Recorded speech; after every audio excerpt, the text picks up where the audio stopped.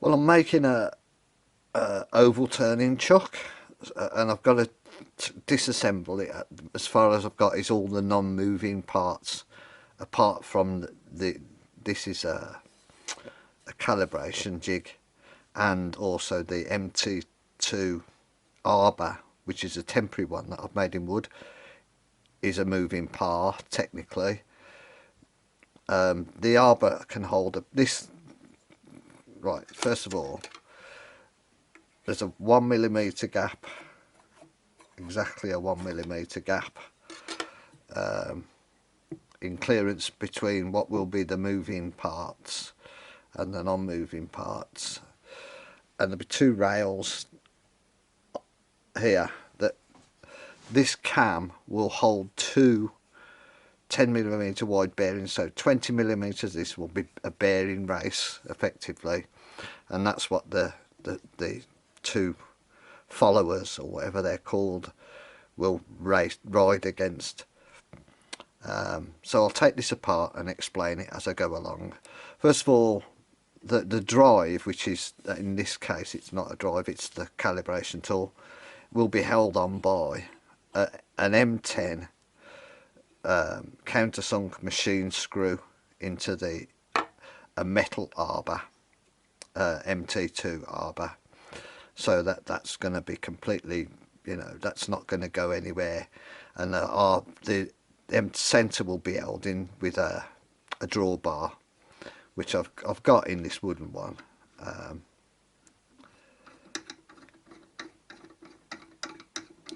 So that may as well be the first thing I show you, the drawbar. So we've got a drawbar, and we've got this calibration tool which can hold a pencil, and the pencil, look, it just allowed me to position this cam for one thing, although there needs to be a slight adjustment to the cam, which I'll do by enlarging the holes that fix it to the sliding plate, which you'll see in a minute. So it can hold a pencil, or it can hold a dial indicator, and I can measure to make sure that everything is concentric and flat. Now on the end of the arbor there is a square drive.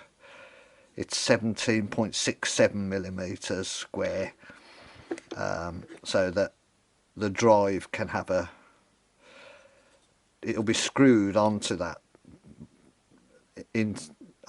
tenon, so that's going to be a solid drive. Now spanner, so that's just the calibration rod. I may as well take that MT2 arbor out next and show you that. Obviously this is a big project, because it's pretty time consuming getting this exact. The sliding plate was also very carefully planed into flatness by taking it off and then using the calibration tool with the dial indicator until that registered completely flat and true to the centre, the turning centre.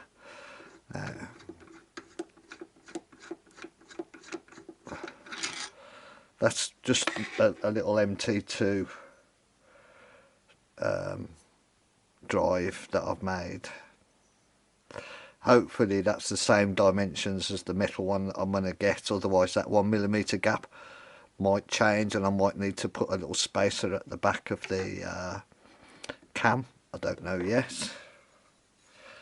I'm ordering the other parts that I need today, so just loosen that up. I honestly think that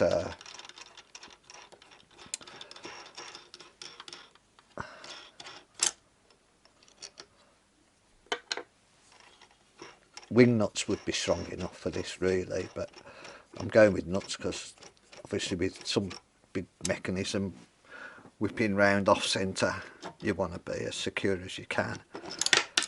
Oh, I've dropped the washers now, I'll have to find them after. There are washers at the back. So coach bolt into a slot with 25mm of travel. If I square the ends it's 22, but if I just file the ends a little bit, it'll be 25mm of travel.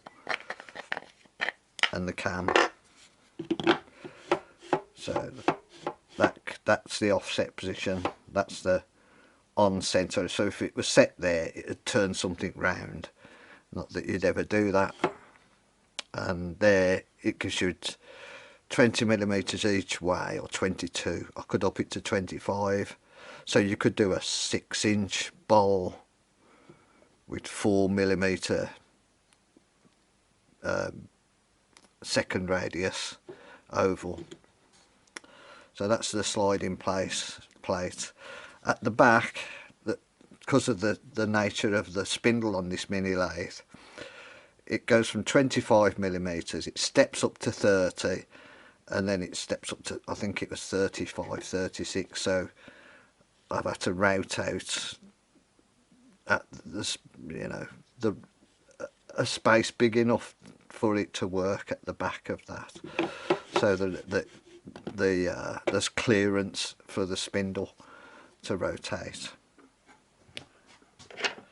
Next up is the actual clamping plates that clamp it onto the headstock, which I do also need to modify a little bit. This doesn't need modification, it just needs, well, the cam does, it needs to be turned again so that the bearings can fit on there with an interference fit. Yeah, and apart from that, just a finish, and also the fixings to bolt this with a slight adjustment to the to bolt these two things together, the cam and the sliding plate I'm talking about. Right, this thing does just come off because I made it like that, and I turned these things where there's like bosses for the bearings, where the bearings are inside here. So I turned the hole in there and sawed it off. You can see where the pencil's marked out the on centre, so where it would turn a round piece of stock, or something would turn round in the chuck. That was so I could position. No, this was just to make it flat, sorry. I did it with a dial indicator and a pencil just to verify, because a pencil's actually pretty good for getting that. You can pick up 1/100 of a millimetre with a pencil. If it doesn't break the lead, you know you're good. So the black clamping plate, why do I have to modify that back clamping plate now? It was something to do with the hand wheel, and now I don't understand. Oh, I do, yeah.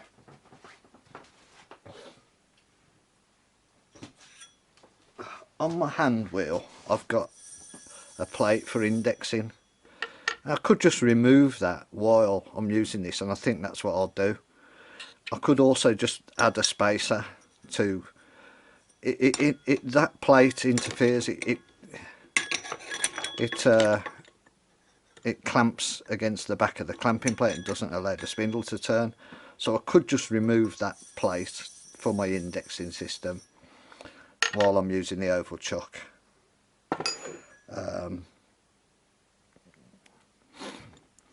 Yeah, I think that's what I do. So I don't need to modify these two clamping plates after all, so they're fine. I just need to put a finish on them, because they will get dirty otherwise, obviously. There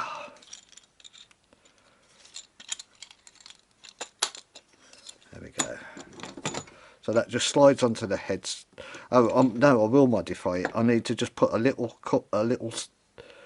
lipped plate there on both sides, so that when I position this on the headstock, it'll just automatically make it level with the top of the headstock. Save me having to level it up, you know, with a ruler or whatever, a straight edge. So I'll do that while it's off. And I think that's where I am.